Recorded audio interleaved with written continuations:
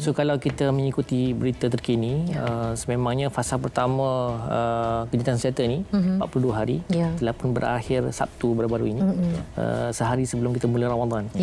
Dan bila berakhir sahaja kejahatan senjata ini, Israel telah mengambil tindakan untuk menutup sepenuhnya sepadan dan tidak membenarkan langsung sebarang bantuan masuklah. Dan ini satu benda yang sangat besar kesannya kepada rakyat Palestin, utamanya waktu Ramadan kan. Mereka sepatutnya diberikan peluang untuk menikmati Ramadan seperti orang lain. Dan kita tahu mereka dah berperang dah lebih 500 hari ni. Dan kehidupan dengan keadaan perang yang sangat sukar, dengan banyak perkara yang masih lagi tak selesai. Contoh macam jalan raya masih lagi rosak, sistem pemotongan, sistem air, elektrik dan sebagainya. Jadi diberi kesan sangat besarlah kepada rakyat Palestin. Dan pastinya sebenarnya tim Michael minggu lepas berada di Mesir. Sebab kami dalam proses untuk bulan Ramadan ni, selalunya kami akan ada kempen untuk bantuan Ramadan ke Gaza. Jadi kami berada di Mesir minggu lepas, ada satu tim yang ke Mesir dan memantau kemasukan 5 truk bantuan lah ke Gaza. Dan dah berlepas pun minggu lepas sebenarnya. Kami target sepatutnya di sehari sebelum Ramadan tu kita dah boleh sampaikan. So permulaan Ramadan tu di Gaza tu dah start ada bantuan sampailah kepada mereka.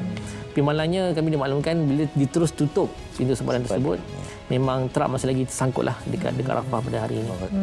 Mungkin Tuan boleh jelaskan kepada kami berkaitan dengan isu keselamatan juga status bekalan makanan di sana ini bagaimana? Jadi kalau kita lihat bila bantuan, sebab kalau kita lihat kepada syarat kejahatan senjata sekalipun, sehari sepatutnya 500 truk masuk ke Gaza. Tapi kita dapat makluman bahawa lebih daripada separuh yang masuk. Maksudnya tak sampai separuh masuk. Jadi sepatutnya 500 tu paling minimum sebenarnya untuk memenuhi keperluan 2 juta rakyat di Gaza. Tapi bila separuh je dia benarkan masuk, itu menyebabkan kesukaran kepada mereka lah. Dan ia berkesan kepada harga barang sebenarnya. Sebab bila bekalan sedikit, tu harga kadang-kadang sangat tinggi. So memberi kesan kepada khususnya keluarga-keluarga memang pekerjaan tak ada. Kadang suami pun dah tak ada, dah syahid kan. Dan ibu-ibu yang mana ada terpaksa menjaga anak-anak buah yang mana keluarga dah tak ada dah.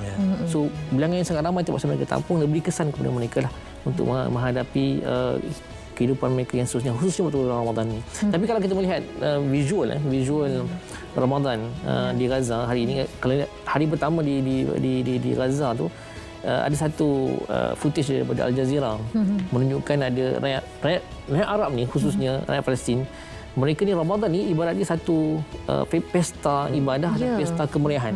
So dalam keadaan sukar mereka itu, kekurangan mereka itu, mereka tunjukkan kepada dunia bagaimana mereka menyambut Ramadan. So meriahnya. So dalam susah pun, di belakangnya ada runtuhan dan sebagainya, mereka boleh buat iftar besar-besaran.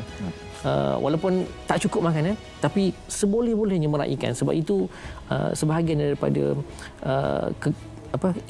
kekuatan mereka, izah mereka nak menunjukkan kepada Israel sebenarnya bahawa mereka akan tetap bertahan walaupun dalam keadaan sukar seperti ini.